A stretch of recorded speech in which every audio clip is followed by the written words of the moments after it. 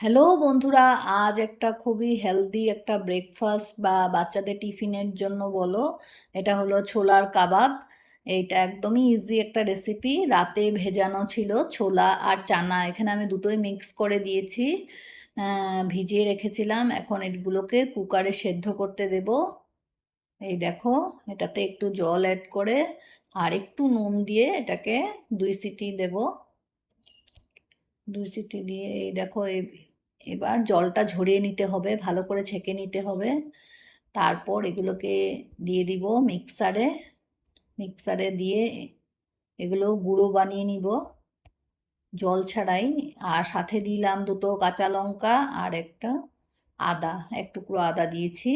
দিয়ে এইভাবে গুঁড়ো বানিয়ে নিয়েছি। এই দেখো, এবার এমন হবে, একদম ড্রাই পাউডার টাইপ হবে। এবার এখানে মিহি কুচনো পেঁয়াজ দিয়েছি এটাতে। তারপর সব মশলা, লঙ্কা গুঁড়ো, হলুদ গুঁড়ো, জিরে গুঁড়ো, গরম মশলা পাউডার এক একে করে অ্যাড করব। নুন, আর সাথে বড় 2 চামচে এটাতে অ্যাড করব বেসন। বেসন দিয়ে এটাকে এইভাবে মাখবো। এই যে মেখে নিব আস্তে আস্তে।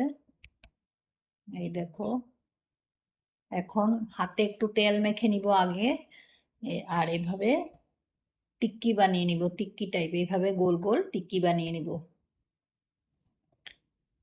এইভাবে এক একে করে, এই যে হাতে একটু তেল মাখলে সুবিধা হয়।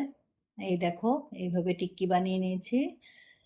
এবার এটাতে প্যানের মধ্যে তেল দিব। ডুবো তেল দিব না, এটা শ্যালো ফ্রাই হবে। এই দেখো, মিডিয়াম আঁচে দিয়ে দিলাম এগুলো, আস্তে আস্তে ফ্রাই হবে খুবই অল্প তেলে। আর খুবই হেলদি একটা ব্রেকফাস্ট বা রেসিপি বলো, খুবই হেলদি। ছোলা চানা দুটোই আছে এটাতে, আর বাচ্চারাও পছন্দ করে। ঝটপট একদম সিম্পল ওয়েতে হয়ে যায়। এই দেখো, আমার ছোলার কাবাব রেডি। কেমন লাগলো জানিও। Thank you for watching. ধন্যবাদ।